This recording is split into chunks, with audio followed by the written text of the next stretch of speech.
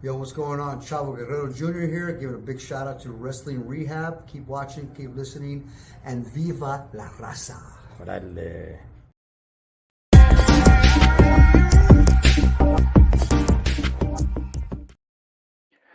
Órale, Cholo Trucker Wrestling Rehab. Shout out to all the junkies out there, and also M.A.S Movies and Shows. I got this going on both channels. If you guys are tuning in on M.A.S Movies and Shows, I do have a wrestling channel called Wrestling Rehab where we cover wrestling.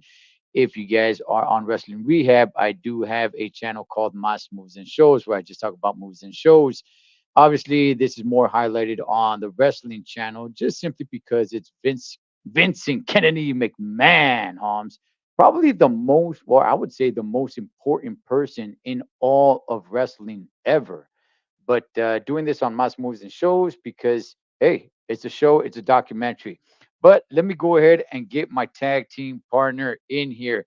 This man wears a lot of hats. He is in boxing, he is in promotions, he is a griller, he has a bar in his house, he plays the guitar. Good gosh, is there anything this man cannot do? Let's go down. Let's bring in my man, one Mr. G Funky.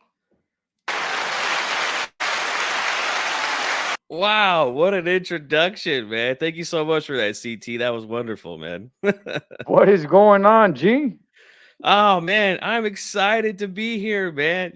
As you said, I'm involved in a lot of things, but pro wrestling is one of my favorite pastimes, man. And I love pro wrestling.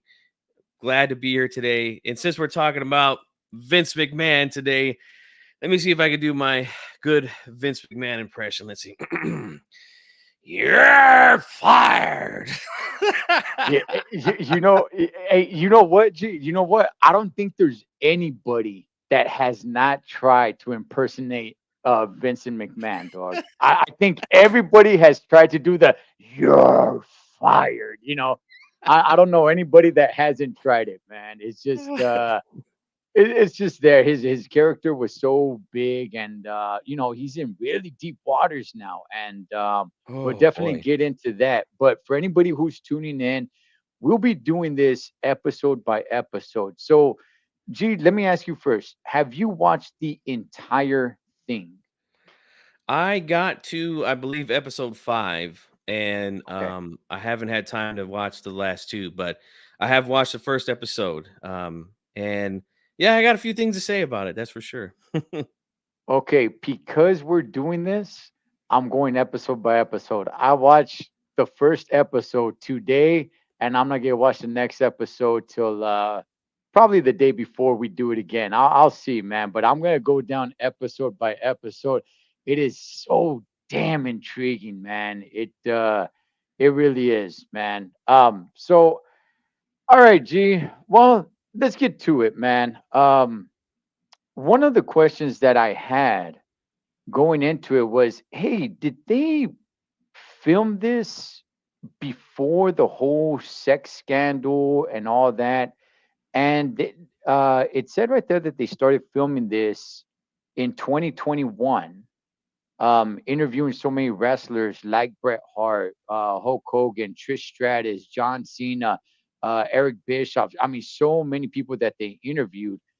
And looks like it kind of came around when the sex scandal came. But in episode one, it's basically just talking about how he got into the business, man. So what starting from well, I mean that's what we're gonna cover episode one called Junior, because he is Vincent Kennedy McMahon Jr.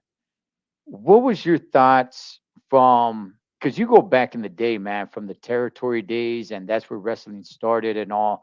So, what is your thoughts with Vince McMahon, how he came in, and when he's talking about his childhood and all that? Because some of the stuff impressed me, his relationship with his father and all. What was your takeaway from all that?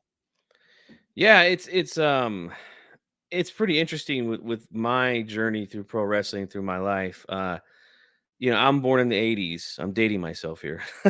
Hmm. I came up in the 80s. So this is when pro wrestling was in one of its best eras that it had. Some people call it the golden era.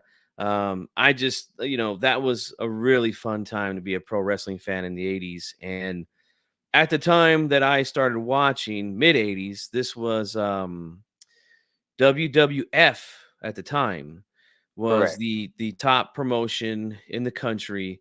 There was still what I remember it being called was the National Wrestling Alliance, which actually was, I believe, Mid Atlantic, which is owned by Jim Crockett. They just started Hmm. themselves the NWA. There was still what was called the UWF, which was originally Mid South, which is owned by Bill Watts. I remember seeing territories like the World Class Championship Wrestling, which was out of Texas with the Von Erichs, and a few others out there, the Memphis territory with Jerry the King Lawler. So I got exposed to all this stuff early on because my father was a big wrestling fan. He used to watch this show called Pro Wrestling This Week, which I believe Bill Apner, who is the editor of Pro Wrestling Illustrated, I think. He takes a lot of pictures and covers all the territories. So they had a show weekly. Gordon Soley was one of the hosts, and they talked about all the territories. It wasn't just the WWF. So I remember seeing a lot of guys come from each territory and then go to the WWF and work for Vince McMahon. So it's kind of cool to see that happen as I was young and then not realizing how things work behind the scenes up until many, many, many years later and getting a chance to see how Vince bought his father out of the company and then decided to go against the grain and rock that boat and say, I'm going to stop this whole territory business and I'm going to go nationwide. Um, he's a very, very driven individual as far as the business goes, man. And I like that about Vince because yeah, he took his territory to the top, man, and it was essentially number one since the time he took off, just for a little bit, 83 weeks that is, with WC. Yeah. He took over and was the number one wrestling promotion in the country. So, with everything that's been going on with Vince lately, which is not good, obviously, one thing we got to give him credit for, man, is the guy. His work ethic is second to none when it comes to this business, man. And he's put his company on the top. And yeah, a lot of credit for that, definitely. Well, I would say people always talk about the WWF, WCW, like, oh man, he beat WCW, he took it down. But and that's just because the popularity of wrestling and there was so many more cameras there at the time. But he had been doing that. He destroyed the territories. Yeah. He took them all down. So not too many people really give him credit for that. Like I said, because the media was different. A lot of the cameras weren't really there the way they were in the 90s when he took down WCW. And that was two big powerhouses going at it. I was seeing the documentary. I like how it started with, telling the story of his father and him being young, and the abuse that he went through, which, maybe, later on in the documentary, it'll get to it, but there might be some correlation there with, the trouble that he's gotten into. But he, for those who don't know, because I didn't know this either, he was abused by his stepfather, and he didn't even know his dad till the age of 12 years old. And I thought that was interesting, G. I was like, huh, I never knew that, because all the pictures that I see of him and his dad, they're together, but I never saw pictures really of him when he was a little kid. And then I find this story out that, hey, I never knew who my dad was until I was 12.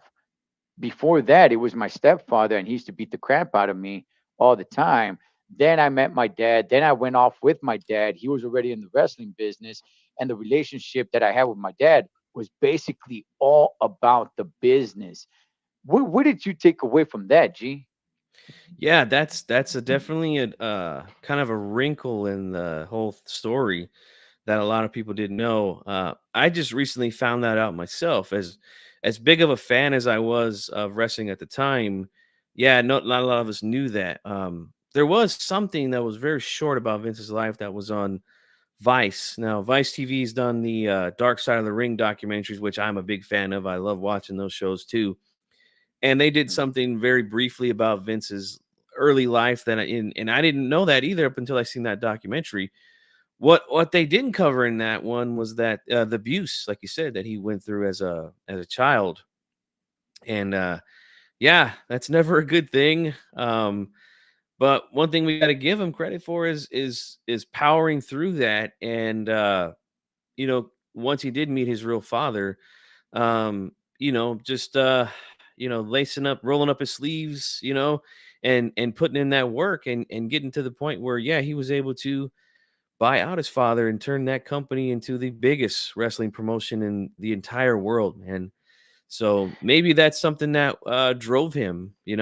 Many people use these sort of tragedies and things that happen in their lives for certain things, man. And to me, that's what it came across as. He talked about that too in one of the episodes where he just kind of said that he doesn't really like to talk about the past. Not that he's afraid of it, but he just wants to leave it in the past and move forward. So maybe that's something that drove him, man, to do what he did. Yeah, and something that reminded me of what he said right there. He said that the relationship that he had with his dad was pretty much all the business, just about the business, right? And it reminded me, watching a documentary of Dale Earnhardt Jr., who his dad is the late great Dale Earnhardt, number three in NASCAR. And his father died back in 2001, I believe it was. And Dale Earnhardt Jr., while he was raised by his dad, he said as a little kid he didn't really have a big relationship with his dad. It wasn't until he actually started driving go-karts that his relationship with his dad grew, because it all became about racing. Hmm. And you do have some father son relationships like that.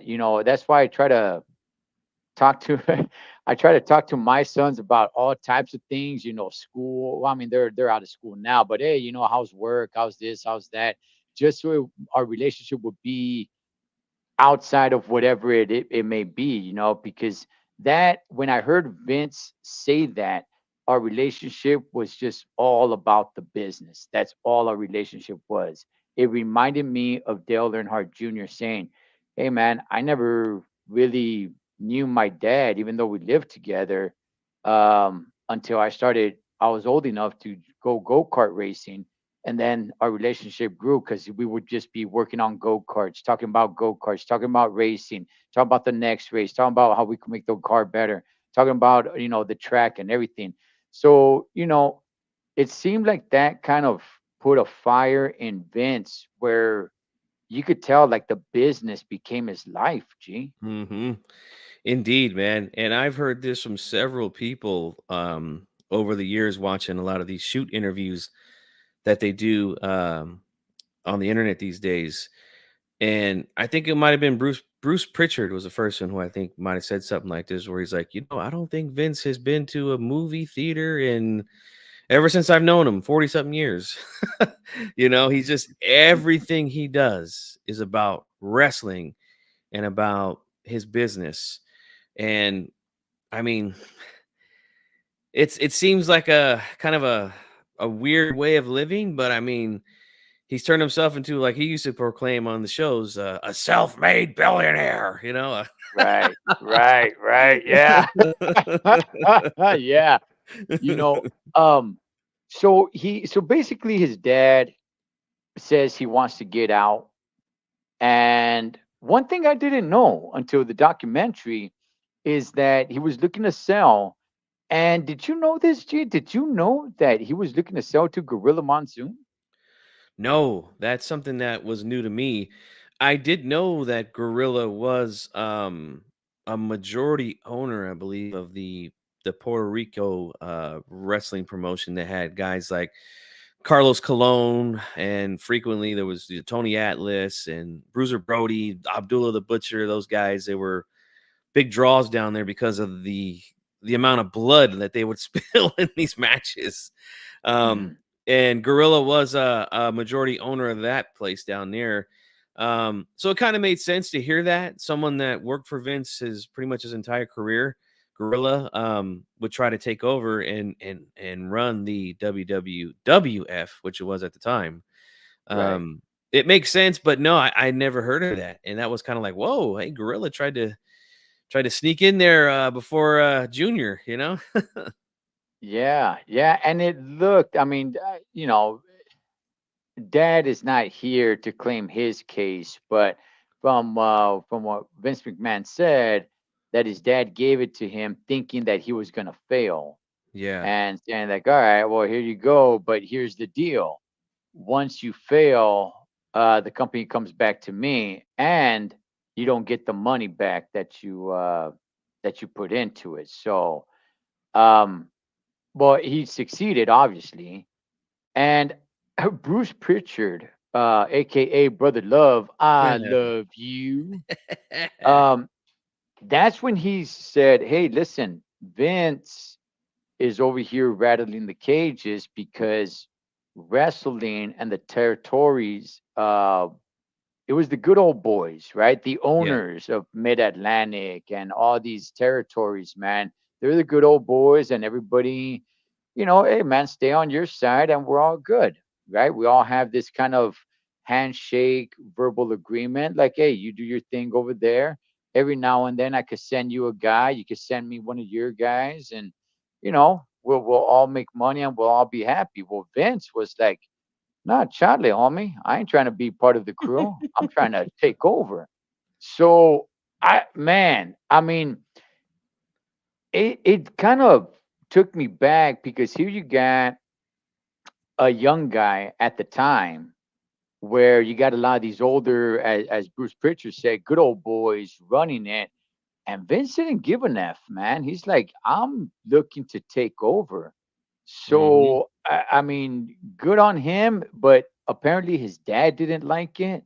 But at one point, at one point, according to the documentary, his dad told him, "You know what, son?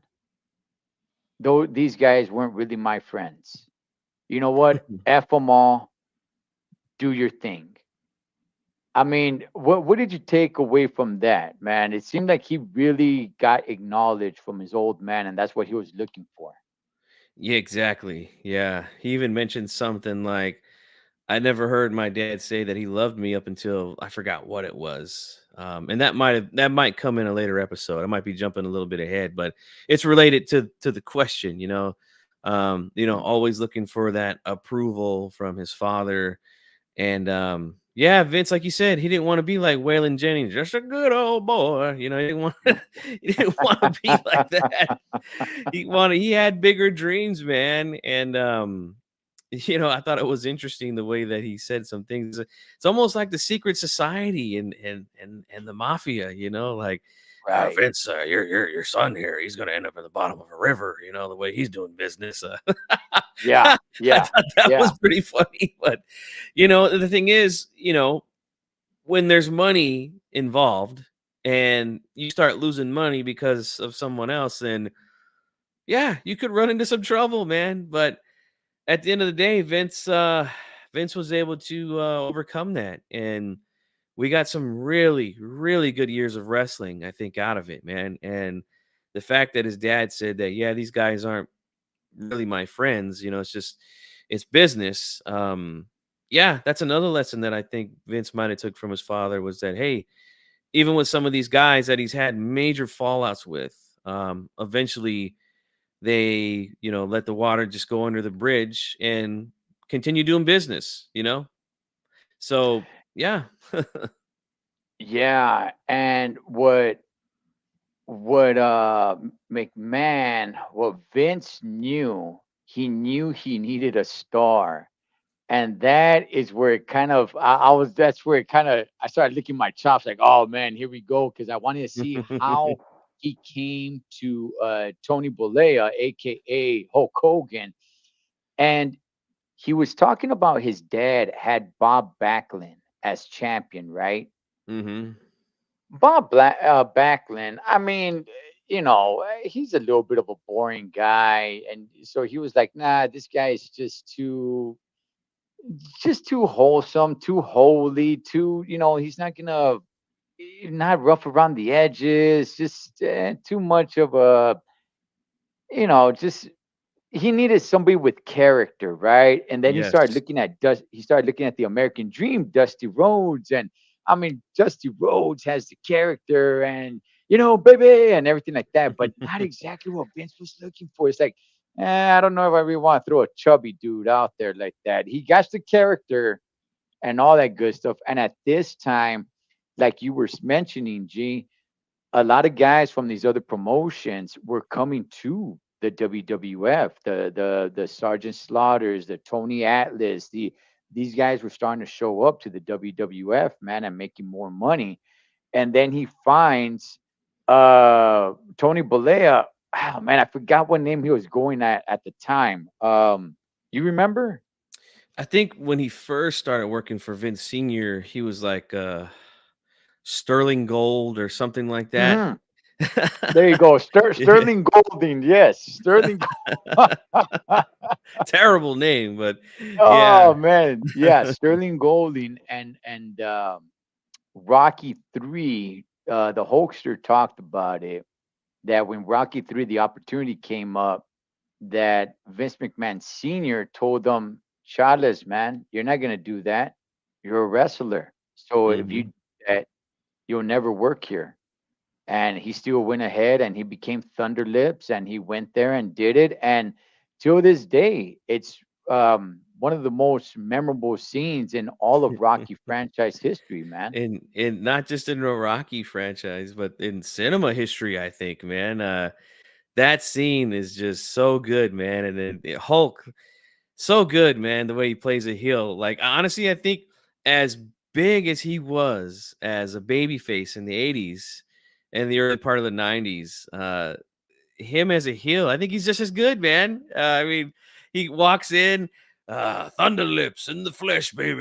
The ultimate male versus the ultimate meatball. Like unbelievable Man, lines there, man. And the fact that he did it and in such a big movie at the time and big franchise like Rocky, that mhm, really did put pro wrestling on the mainstream map. It crossed yeah, over at that point, and so did Hulk Hogan as a character. And at the time, I believe it was 1982 or three when that movie was probably filmed in '82 and released in '83. He was still yeah, in the American Wrestling Association, which was run by Vern Gagne at the time. And yeah, he was hot as hot can be, selling out arenas, and things didn't work out. I mean, they didn't even put the belt on the guy, which was, I don't understand why, but yeah, at that time he said, "Well, I'm gonna move on, man. This is another guy who wants to put the belt on me and give me a big push, and he's got a lot more money, so let's do it. Yeah, man. It was clear to see that Vince was not wanting to be in the wrestling business. He wanted to be in the entertainment business. Yeah. And while everybody else was doing wrestling, he was looking to be entertainment, sports entertainment, which is what even in the documentary, he says, I hate the term pro wrestling. Yeah. It's sports entertainment. Yep. So while he looks at Hulk, and man, this is the part I really love, G. It was a different time. It was a different era, man. It's like, you know what, man? It's America versus the world, right? It's like you think that, foreign lands, they hate America, they hate Americans, they're the enemies. And man, Vince really played into that, man, with the Iron Sheik. Um Nikolai Volkov, and with all this, right? The heat that they put so much on, and they were talking about it in episode one, where it's like, hey man, at that time, Iran had American hostages and they were beating them and everything like that. And man, American pride was really up there. So what do? Well, we get the Iron Sheik. We get him to wave the Iranian flag, and it just make Hulk Hogan just a good old all American boy, man. That's gonna go there. He's the hero to beat down an Iranian. And we kind of make the correlation with what's going on in real life. Like, gee, that's something that wouldn't pass today, man. But I mean, it was a different time back then, dog. It was Yes. badass, man. What's your thoughts on all that? No, you're absolutely right, man. It was just red, white, and blue all the way at the time here. And I mean, I think Sergeant Slaughter even had a deal with G.I. Joe at the time where he was one of the main characters. So definitely patriotism was big, and that was something that they took advantage of. And Vince said this as well in the documentary that, hey, if you want a glimpse into what's happening in the world and in our country, just watch pro wrestling because we follow the trends. We don't set them, we Mm, follow them. And yeah, you're right. At the time, we had a lot of movies about wars and combat. I mean, we had some of the biggest movie stars at the time, guys like Sylvester Stallone. He was Rambo, he was Rocky. They took on the evil foreigners and the Russians and the Soviets, and so well, they wrestling they they had. I'm sorry, I don't mean to cut you off, uh, but they had that little kid where it's like, hey, uh, who do you hate the most, or something along that line. He's all like, the yeah, Iron Sheik. I hate the Iron Sheik, and people are behind him egging him on, and they're like, yeah. why do you hate the Iron Sheik? And he's a little perplexed, like he's trying to think of an answer, and they tell him, he's all like, because he's from another country. Right. The Iron Sheik's character was just perfect for Hulkamania to the birth of Hulkamania, I should say, because like you said earlier, he took the belt off of the good old American boy Bob Backlund.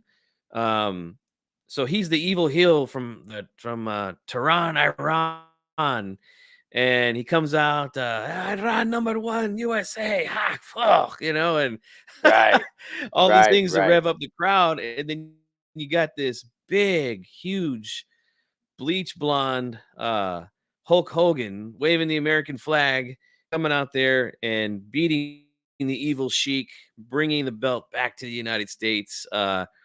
Yeah, it was perfect for at the time. Perfect. And Vince, being the smart promoter that he is, knew how to captivate that audience, man, and get them to care about the product on another level, which was again patriotism at the time. So kudos to Vince, man. He knows how to draw a big crowd, man. But I'm gonna step away real briefly, man, and I'll be right back. Okay? yeah, I got you. Thank you, thank you. So, like I was saying, when we first started, I'm watching this episode by episode. I'm not going to watch the entire thing and then just try to remember it. I just watched the first episode, and that's what we're going to be breaking it down episode by episode. Now, the Hulkster was basically the first guy that really blew up um the WWF. I mean, I know there was big wrestlers before, and the character you could see a resemblance of the character from Billy Graham and all that stuff. However, because Vince McMahon was doing what he was doing and wanting to take over all the business, he needed that guy, and it was Hulk Hogan. And once that happened with the Iron Sheik, and you put the strap on the Hulkster, I mean, that was it for Vince McMahon and what he was doing.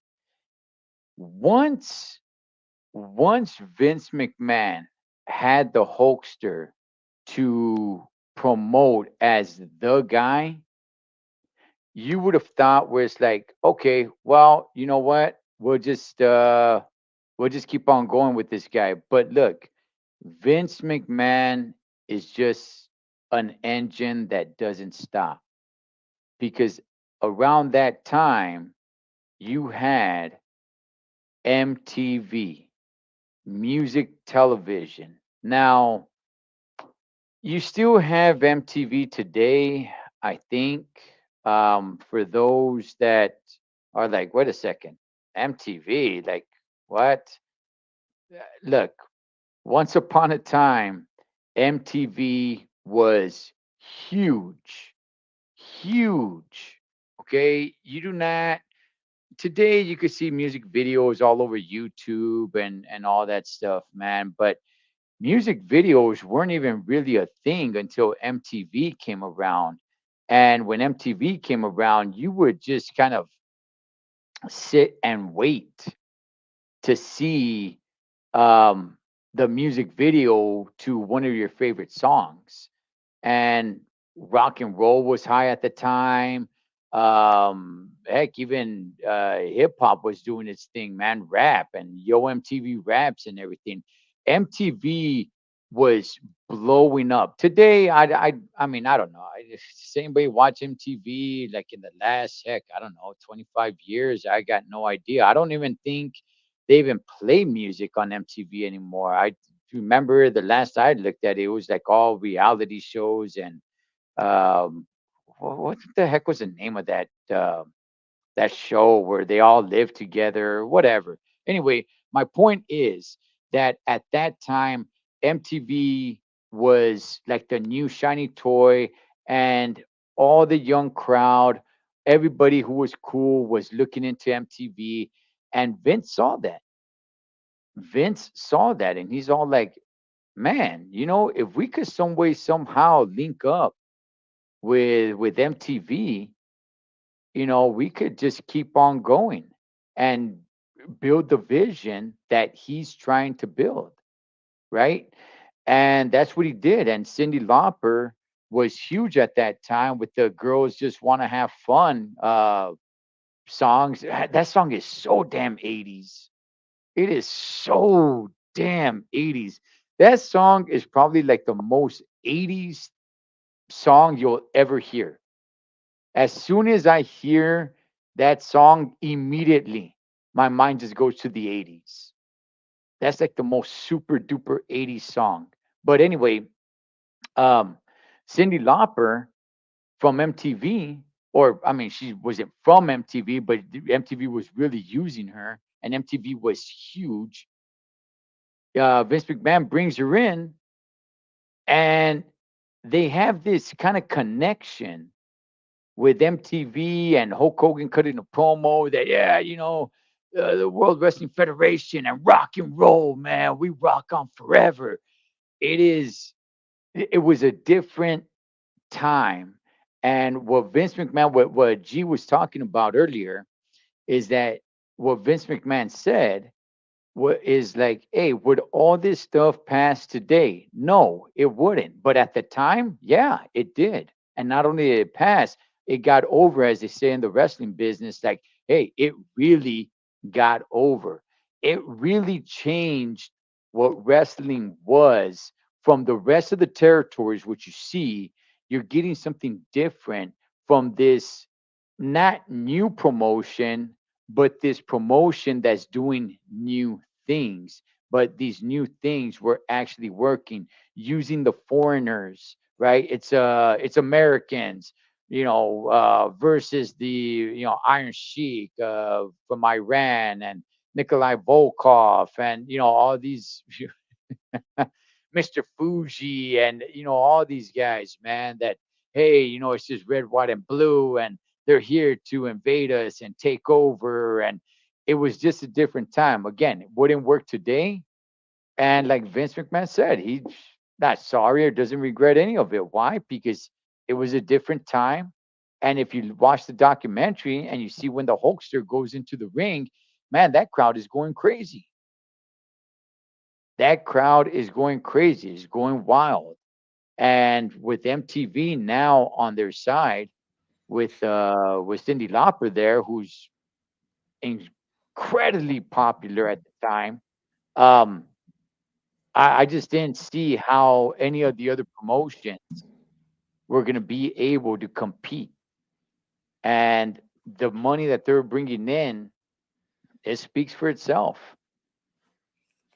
So Dude, I I'm was listening while I was taking care of some stuff. You hit on another great point, man, about Vince making the rock and wrestling connection in the 80s with MTV. And yeah, dude, I can't even remember last time I put on MTV, to be quite honest with you. Um, it's terrible these days. I'm sorry, man. It is, especially from someone like me who, I grew up a musician, and yeah, I watched a lot of videos of a lot of my favorite bands and stuff like that. And that doesn't happen anymore. But like you said, at the time, MTV was one of the hottest channels in the country, if oh not the yeah, hottest channel. And then you get, like you said, Cindy Lauper was the first one to come over and work with Captain Lou Albano and Wendy Richter, who was challenging for the women's world title. And then we had Mr. T get involved with Hulk Hogan. I don't know if I'm jumping too far ahead, but yeah, the fact that Mr. T was there, who was already in the Rocky movie as Clubber Lang, and then he was a star on the television show The A Team, getting involved in the wrestling match, and then just making huge events with all these celebrities. You so smart. You already have your core audience, which is doing great business with just right. wrestling itself, but then you inject a whole nother demographic of fans to your product. Absolute genius by Vince McMahon. Just pure genius, man. And you know what? I mean, the expansion that he kept going, like there was no stopping him. He went to David Letterman. Hmm. The whole hey, the first baby or whatever they were doing over there. So he was doing David Letterman. He started his own talk show on TNT, and later on, where we would see how they would implement that on wrestling with like Piper's Pit and a lot of these things, the barber shop and a lot of these different segments that we would have. You don't really have them too much anymore today, but at that time, some of those things actually kind of blew up, man. I forgot that he had a show, a TNT show, where he would just, Yeah. bring in wrestlers and all that stuff, man. I was like, oh man, I completely forgot about this, man. But he, he was just doing anything and everything to become the biggest powerhouse in wrestling, man. Yeah. He was I mean, just thinking outside of the box and just, I mean, striking gold over and over and over again in the 80s, Vince McMahon. And like you said, he took the whole formula of the late night talk shows and did it with the Tuesday Night Titans show, where he would invite the pro wrestlers on, and the set looked identical to just about every late night show that there is. The wrestlers would come out, he would, interview them, and they would, go into their character. And it's just another way to get fans excited about the product. And that's how you promote a show, man. That's exactly the best way to promote shows and your company, is to let the fans get to know more about your your talent at the time, which was just a stacked roster, man. I mean, if we just looked at who Vince had over there at the time, wow. I mean, just wow. Oh, the only big stars that weren't there at the time during the 80s was what, Ric Flair. you Yeah, know, that might yeah. be it. That it could even compare to any of the other stars that he had at the time. So just again, another brilliant way of thinking outside of the box and capitalizing on those things by Vince McMahon. Unbelievable. One thing, one thing that really, really makes me laugh, man. And I'm glad they covered it too. That is uh, John Stossel. Um, let me go ahead and bring this up, man. That is so John Stossel originally, from what he said, he told Vince that, hey, he's there to kind of help promote Hulk Hogan and try to see who Hulk Hogan is. And the Hulkster found out pretty darn quick, hey, this guy's not really here to be for us and to be for Hulkamania. This guy's actually here, man, talking about like, oh man, it's fake, isn't it? Oh man, come on, this isn't real. Oh man, like he's here to expose the business. Now, things have changed. You know, today a lot of, I don't even know if kayfabe is still around, man. A lot of, you can follow a lot of wrestlers on social media, whatever. But back then, gee, I mean, good gosh, man, come on, no, you're not gonna expose the business like that, homie. No, and very few wrestlers even thought about doing something like that. Um, One thing that they didn't cover with that whole John Stossel 2020 investigative reporting was, there was a couple of wrestlers that decided to go against kayfabe and talk about how the Mm, business is fake. Well, I shouldn't say fake. What they say is it's predetermined. You know, the matches right, are choreographed. It's predetermined, and there you have it right there, where he's with Eddie Mansfield, who was the guy who literally exposed the business at the time. And boy, if you watch the episode on this with Dark Side of the Ring, there's still to this day a lot of people who were involved in the business at the time that still hate this guy Eddie Mansfield. Yeah, he's gonna have to deal with that for the rest of his life, because guys were making serious coin on wrestling at the time, and then for you to come out and expose a business, and for what he said was because I wanted to protect the boys in the back because they weren't getting treated fair. Um, right. Boy, he made one hell of a decision, that's for sure, man. Hey, let's just for fun, let's check this out, man. And fake violence in the wrestling ring led to this real life brutality. I think this is fake. You think it's fake? Ooh.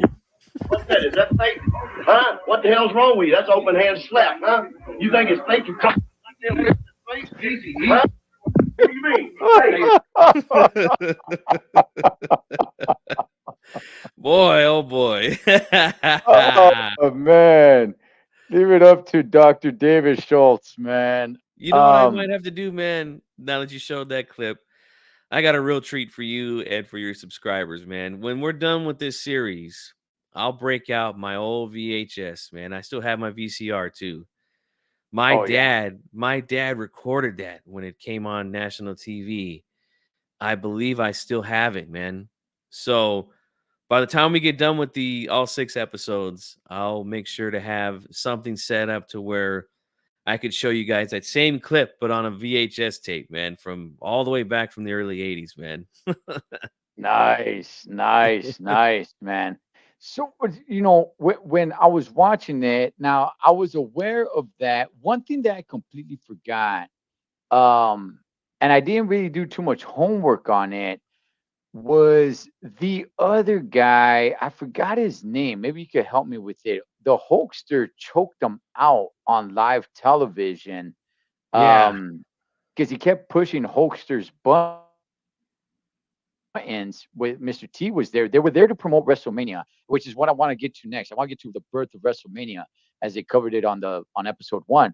But I forgot the name of the host. I was aware of it. It just completely slipped my mind until I saw it. I'm like, oh, that's right. The Hulkster chokes this dude out. He falls back and busts the back of his head open, and then goes to sue them. Do you remember the name of that show, I or believe or I the, don't. or, the, or the name of the guy? The guy's name was Richard Belzer. Um, Okay. he just passed away last year. Mm. And yeah, he kept saying how, he didn't believe that wrestling was real, blah, blah, blah. And Hogan actually chokes him out live on TV, drops him. He's basically dead weight in Hogan's arms. Hogan just lets him go and he just flops straight down onto the ground and cracks the back of his head open. You can see the blood pouring out onto the floor as Hogan's trying to help him up. And then he gets up, pulls himself together and finishes the show. But yeah, he ended up suing Hulk Hogan and Titan Sports for that incident. And they say all publicity is good publicity. I don't know. I don't know if I believe that term fully. Well, look, for me, G, and this is just the way I feel. Look, if you called it out and something like that happens, you do not get your day at court. Hmm. You do No, I not get your agree. day at court. You're over there telling them, okay, yeah, sure, I'll put my head in there because this is all fake. And when it turns out to be real and you get injured, you don't get your day at court, my man. That's a You great know, point. That's a great point, I think, because as far as we know at the time, majority of wrestling fans believed it was real. mm, Um, Obviously, like I'm sure you've dealt with this, CT. You probably had family members that told you, "Oh, why are you watching that stuff? It's fake anyway," you know? oh Um, gosh, man. so there was a vast majority of people in the country that didn't believe it was real, but the fans did for the most part. But did anybody really know for sure if it was real or fake? Like, no, nobody knew. So Mm. I think you hit on a tremendous point, man. I, you know, I mean, till this day, I'm over here, I'm in my 40s, and people are like, oh man, I used to like that when I was a little kid, man. You still watch that? Like, it's fake, right? Like, do you still think it's real? And my only thing to that is, hey, you like The Sopranos, right? Did you Hmm. really think James Gandolfini was a real mobster? Do you think his name Right. is really Tony Soprano? Like anytime you go watch a movie, if you're into the Marvel movies or the X-Men, do you think they're real? Did you watch Die Hard? And do you think Bruce Willis was really John McClane? I Those do this. aren't real bullets, man. It's entertainment. You're a Hmm. part of it. It with the exception that you as a fan gets to be a part of it.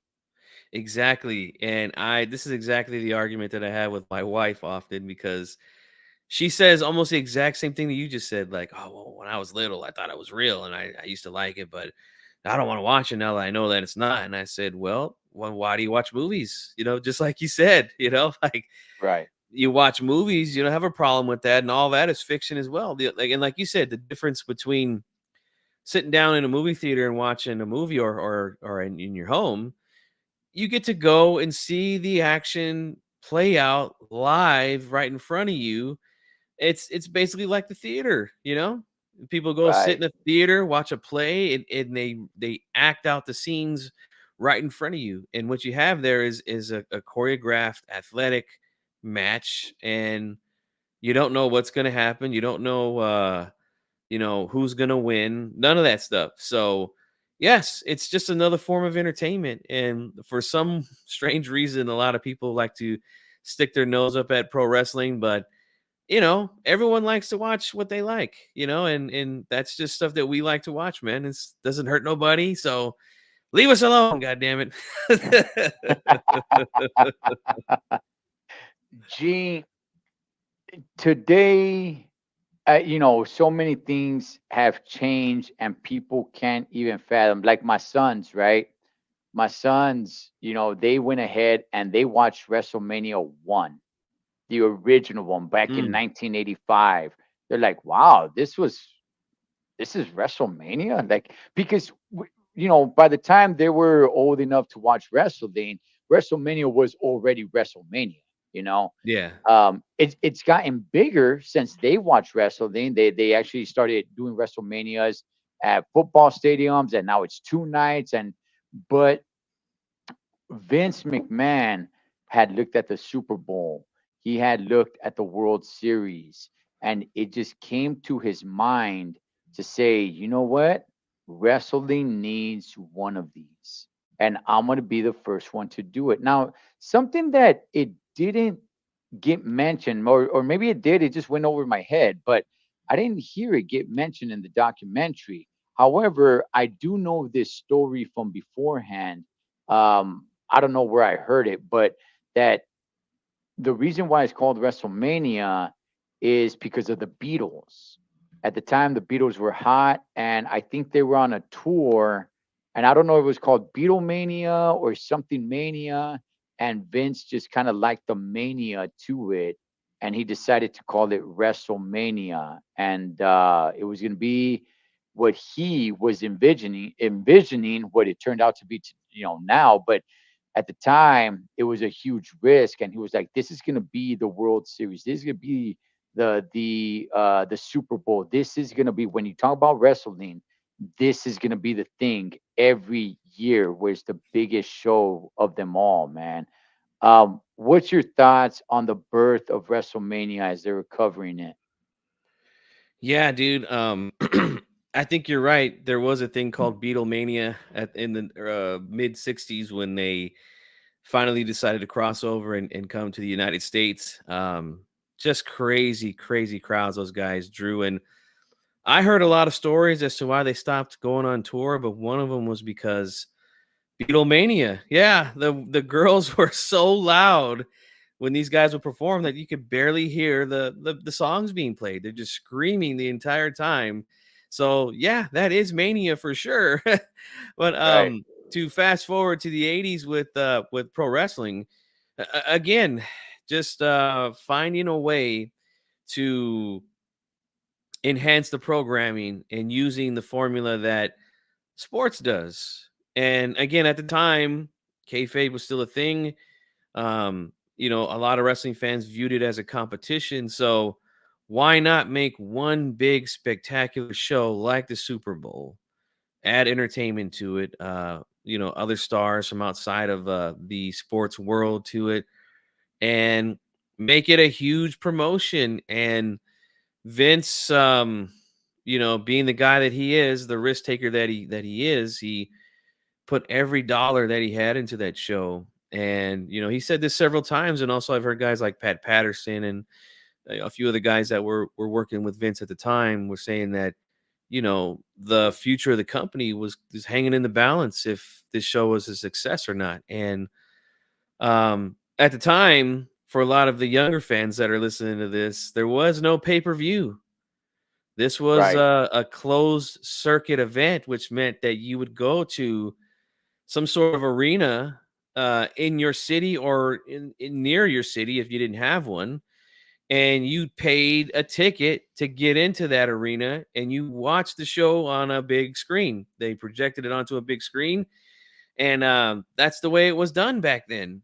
And Mhm. they had a lot of major venues besides the Madison Square Garden where WrestleMania 1 was held, um, buy into it and say, yeah, we'll sell the tickets, and we'll show the program here on at our place. And just a huge success again. I know here in Sacramento where I live, I was just 1 years old at the time that this event took place.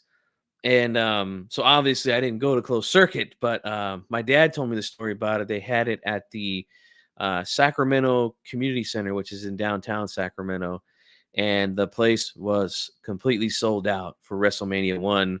So it was a huge success, man. And I remember even up to about WrestleMania 3, I think were still doing closed circuit here in this area for that event as well. So yeah, crazy to think about it, but yeah, that's the way it is. And look, the way things circle back. I mean, you and I, we're both big boxing fans. They actually show pay per view boxing on in the theaters now, so it's Right. almost kind of like the same thing, you know?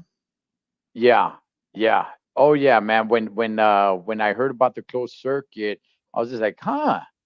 Wow, crazy, man. Yeah, definitely a different time. And that's when you had the tag team match where Mr. T tagged up with the Hulkster, man. Hmm. Um I mean, gosh, man, just the birth of that and where it's at today is way different. Like I said, my sons were like, "Oh, we watched WrestleMania 1." And we're like, "Damn, what the heck?" You know?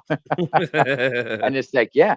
Well, what was said in the documentary was that even Stephanie and Shane McMahon came out, and Vince had mortgaged pretty much everything they had, Hmm. and to make this a success. And I remember Stephanie saying, like, she was a little girl, she didn't really understand, but they had said, like, well, everything's riding on this. If we this isn't a success, we're probably gonna have to start from scratch our whole lives. And she said she was too little to understand. Shane was like, kind of like, he understood a little bit more, but he didn't really, put much thought into it. He was a teenager, worrying about other things. But he says, you know what? I do recall my dad, just continually saying, like, we got everything riding on this. Everything is riding on this, man. So, I mean, he definitely took a big risk, man.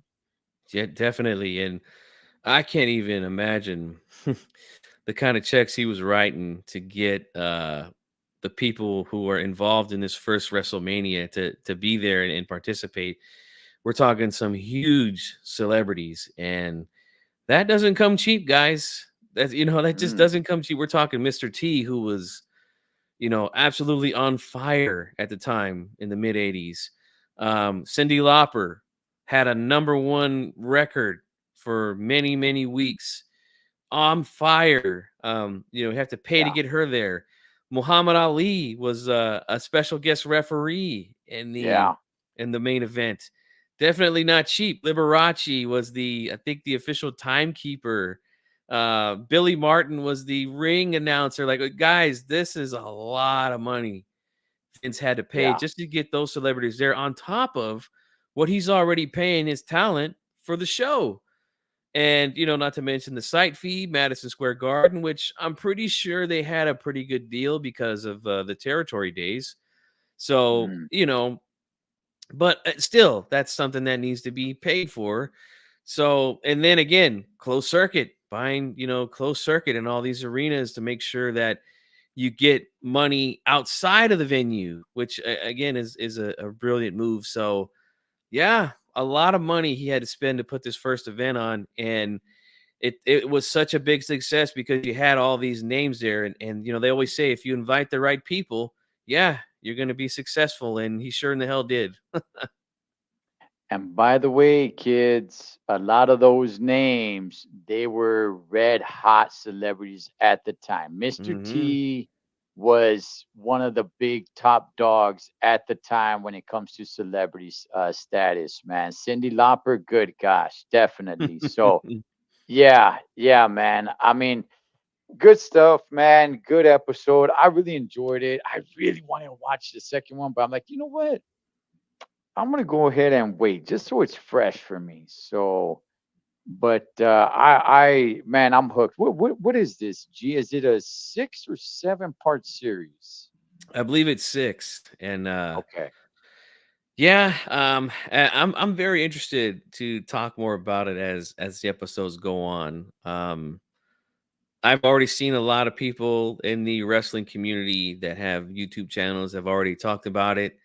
Uh, mm, some aren't very happy with it. Some are. right. Um, I just enjoy wrestling, man. And of course, if it has anything to do with wrestling in the 80s, that just hits home for me, man. Just like the Attitude Era when I was a teenager, that was a special time as well. But I mean, the '80s, man, boy, what a time, you know? Yeah, I mean the characters, it was definitely different, man. The characters there were definitely different. The time was different.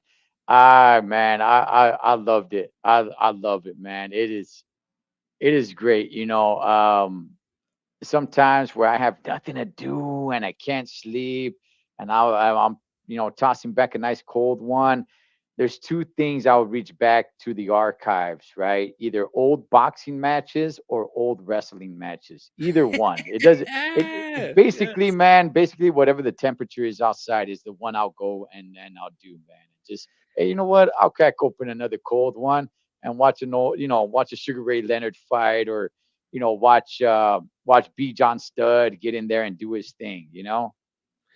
Dude, I swear, man, you and I, we think alike, man, because that's exactly what I do, man. And for me, I have to wait for my wife to go to sleep before I put on any kind of old pro wrestling because she's not a fan of pro wrestling. But if I put on an old fight, she might sit down on the couch and watch it with me and say, "Yeah, remember this one?" and blah blah blah. But unfortunately, I can't do that with wrestling with her. But yeah, as soon as she goes to bed and the kids are asleep, yeah, and that's honestly that's one of the only reasons why I even have the Peacock is so I can have access to that archive and watch it Right. at any time I want, man, and just go right down memory lane when watching these things. I mean, nothing beats sitting down and watching an old Saturday night's main event. Oh man, love Oh it. Love man.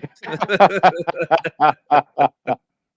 Well, G, anything else in episode one, man, before we wrap it up here? um no, not really, man. Just the fact that he decided to you know, take over the territories. I think that's a significant era in time in pro wrestling because yeah, it was the good old boys club. And Vince Sr. was not a fan of Vince Jr.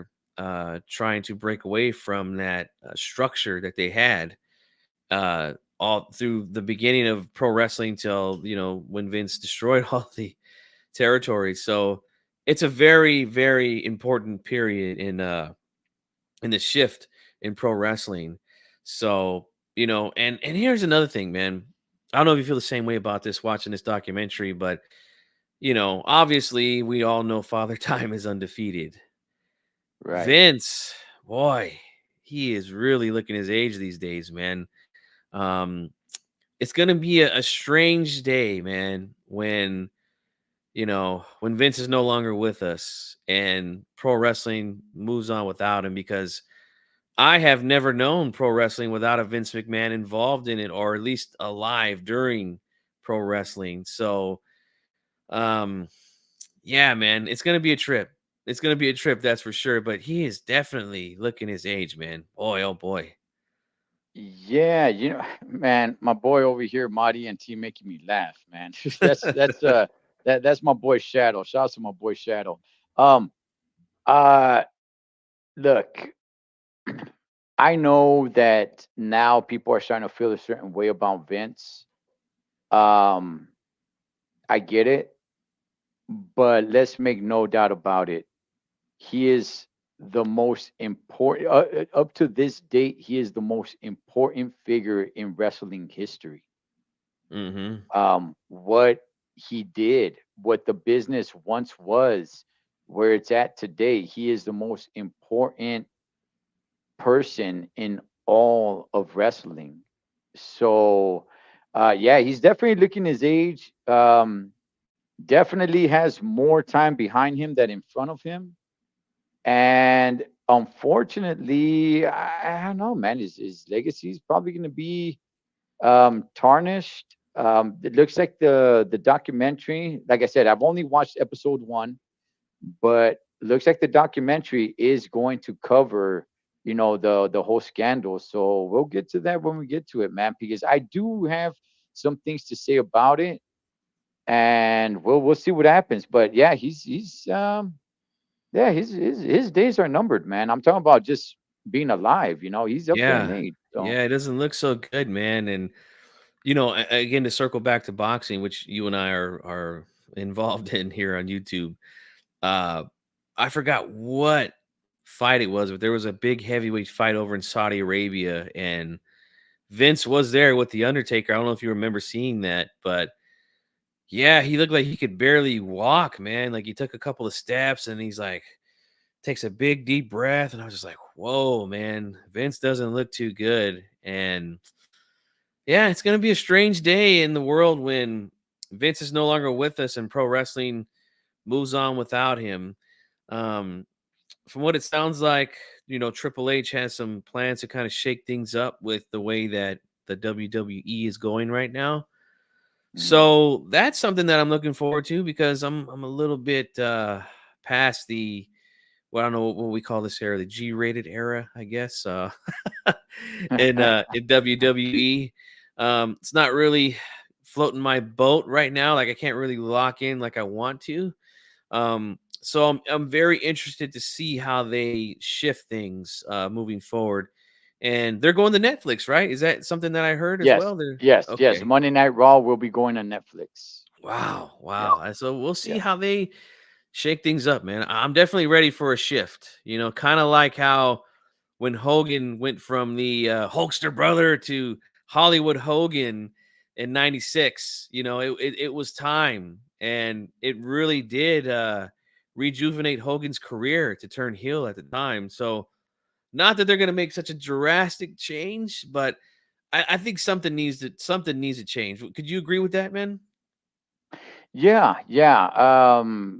There it looks like they're gonna get away from the PG era, and they're gonna go a little bit more. I don't want to say from the Attitude days, like have the bra and panty matches or anything, but it Yeah. looks like they're gonna go a little bit more towards that. They got away from the blood. They're starting to show a little bit blood again. So it looks like they're gonna go to a little bit back to the old school days, not exactly 100%, but they're gonna, dip their toes in it. Yeah. I feel like I don't know if you watch AEW or not. Um, but I started watching it when it first came on. I think it was TNT at the time. And Mhm. I know that they were trying to do something. I don't know if they still do this now because I haven't watched it in a while because that's another program that I just can't lock in on. I think the matches sometimes are not very good. Mm. But I'll say this, they started to do this thing where they were actually like keeping win and loss records and then displaying them Right. on the screen when the wrestlers would come out. Maybe the shift might be something in some sort of competitive nature, you know. Maybe try to bring kayfabe back and trick the audience, you know. Who knows what they have? There's so many things they could do with it, you know. Because I mean, like Vince said, I mean, we don't set the trends; we kind of follow them. So, I mean, we'll see how Triple H decides to do this thing moving forward. But I'll tell you this: I'll be watching when they shift over to Netflix. And when is that going to happen? CT. 2025 January. Oh boy! All right, I'll be looking Yeah. forward to that for sure. Because, like I said, man, I love pro wrestling, and if some of these characters and storylines that they decide to do on the Netflix merger can captivate someone like myself to come back and watch it regularly, man, I'm all for it, man. I love it. Well, we will be breaking down episode 2. We can't guarantee exactly when, but just stay locked in and we'll see when we break down episode 2. That is the boss, G Funky Boxing. You guys could catch him on G Funky Boxing, one of the great channels when it comes to boxing, by the way. Cholo Trucker Wrestling Rehab. You guys let us know what you guys think about the documentary episode 1, and we'll be back for episode 2. Catch you guys on next one.